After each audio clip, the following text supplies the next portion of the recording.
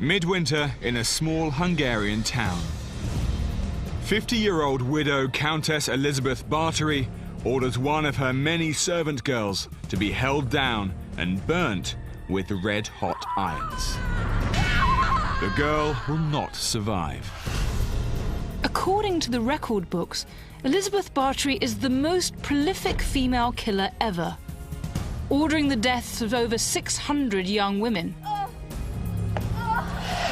She will also go down in legend as Countess Dracula, a vampire who bathed in the blood of virgins to stay forever young.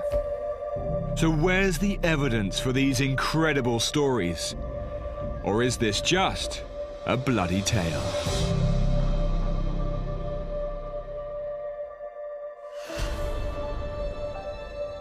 Hungary in 1610 was a kingdom divided. The south occupied by the Turks, the north run by rich nobles.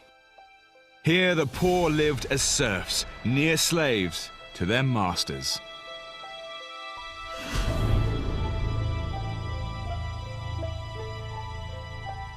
Today, Hungary's National Museum holds precious relics from that time. Amongst them, hidden from public view, is a portrait of the most famous of the great Bathory family, the Bloody Countess herself.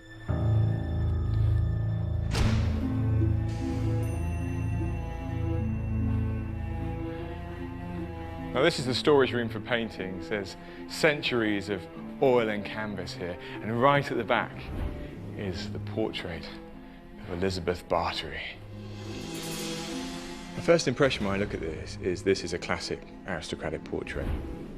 Her face doesn't seem troubled at all. There's no sign of the brutal torturer, the bloody killer.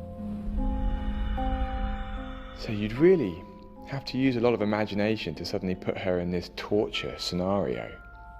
In fact, the notion that this countess was a real-life vampire sounds more like Hammer horror than Hungarian history. Time to investigate.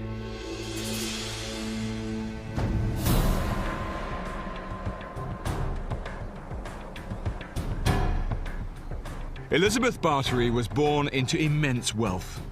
She married a powerful count, and when he died in 1604, Bathory was left with estates dotted throughout Greater Hungary. She was now the richest and most powerful woman in the land. But today, Elizabeth Bathory's fame doesn't rest on her great wealth or nobility. It rests on her record-breaking serial killing and incredible stories of her bathing in the blood of virgins. But now, I want to see if the evidence for these stories really stacks up. I've heard the castle of Bicska holds some clues. It was once the home of Hungary's top politician, Count George Thurzo. In 1610, he heard rumours of strange goings-on at Elizabeth Bathory's house, so decided to pay her a surprise visit.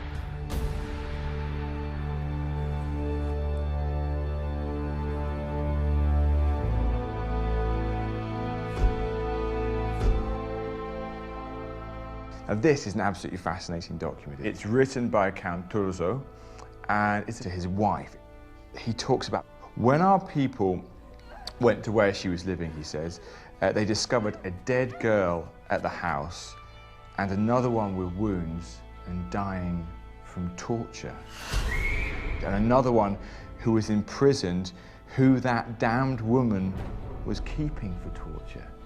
So this is incredible. This is something he has seen. He has written it firsthand, and this is the original document right here. Okay, we don't quite get bathing in the blood of virgins here, but this is very, very strong.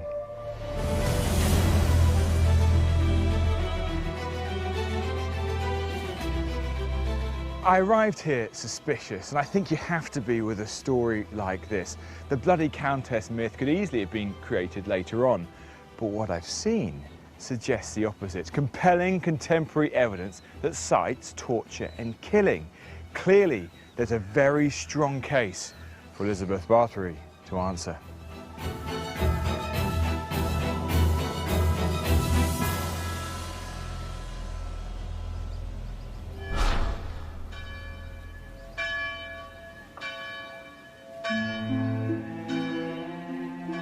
Terzo's famous raid on Elizabeth Bathory took place in this village 400 years ago. Today, most of Bathory's alleged House of Horrors has disappeared. But historian Dr. Graham Murdoch took me down to what remains, the cellar. Here at the crime scene, Bathory's servants were interrogated, and they told some incredible tales about their mistress.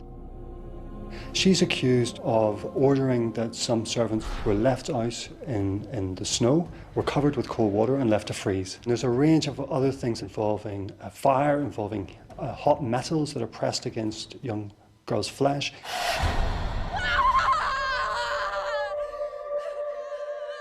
Some of them were beaten to death. They give pretty graphic accounts of the treatment that some servants received if they were deemed to have disobeyed their mistress. It's all really gory stuff, isn't it? Yes, you can see where the label Bloody Countess came from.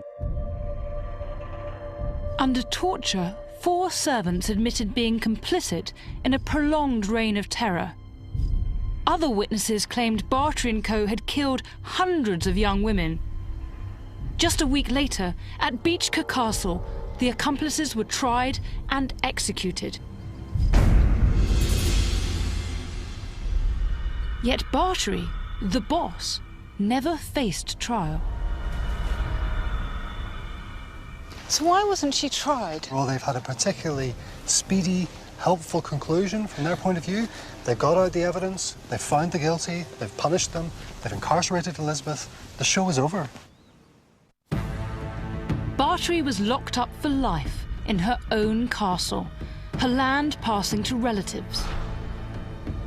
Coincidentally, many of these same relatives had very close ties to Count Terzo, as did the witnesses at a rigged trial.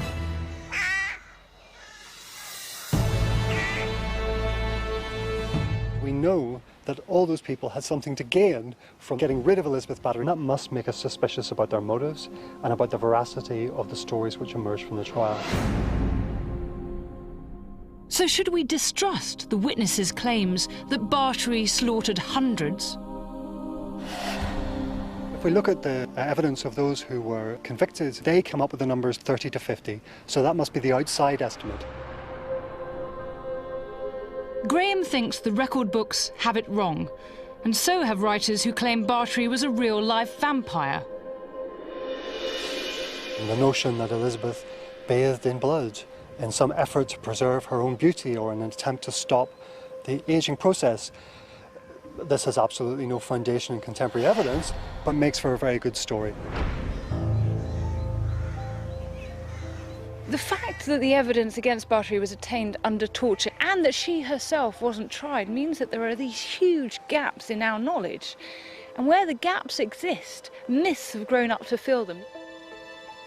Yet I wonder if we should go even further in our myth-busting. How much of the evidence against the Bloody Countess can we really trust?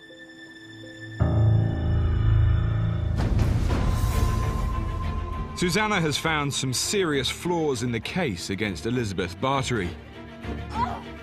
Yet I've seen an eyewitness account of torture in action.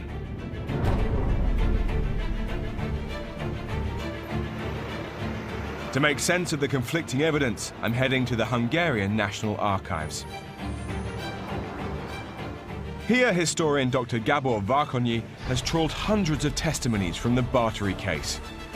Gabor, how are you doing? I'm Joe. Hi, Joe. It's led him to a startling conclusion. Well, I think she was innocent because the historical person of Elizabeth Bathory, according to mine and some colleague of mine opinions, wasn't this evil figure. Let me show you something. What kind of instruments is it? It doesn't look pleasant. I'm going to guess it's a torture device. This instrument came from the Medical Museum of Hungary. Okay. And this is a healing instrument. This instrument's exactly used to burn the wounds, stop the bleeding. Gabor believes much of the torture mentioned by witnesses was healing. She wasn't killing these servants, but trying to save them.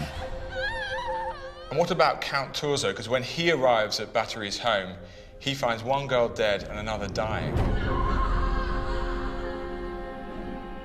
mean, surely that's pretty damning evidence. We don't know the cause. Why was that girl dying? Because of illness? But nobody asked her what happened with her. There was no testimony of this person, and it's very, very strange things in this case that the star witness is missing. Instead, the evidence came from two key sources: Bathory's accomplices and independent witness testimonies. So here are the famous testimonies. Gabor discovered the most damning testimony came from 7 of Bathory's oldest servants. He thinks the bloody Countess rumours started with them. I think if someone tried to create a conspiracy around Elizabeth Bathory, probably these 7 people tried something. Once the gossip was out, everyone wanted to believe it.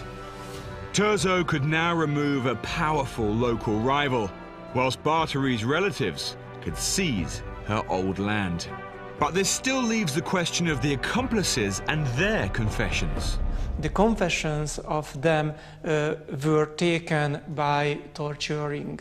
They were pulled and spinned and burned, and in a very, very strong pain, just confessed what the investigators wanted to hear. You don't think because of the torture, you just don't think it can be reliable? Yes, I think so. But do you really think she was completely innocent? Do you not think there was some torture, some killing, some brutality? Maybe not 650, but do you really believe it? I believe in it. According to Gabor and others, this was a monumental stitch-up.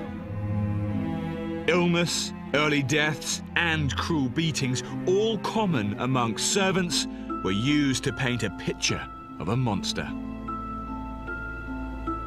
And Bathory was never given a chance to defend herself. Clearly these were brutal times. However, if Gabor is right, and this whole story, this incredible case of Elizabeth Bathory, is one bloody tale that's been misleading and fooling historians for centuries.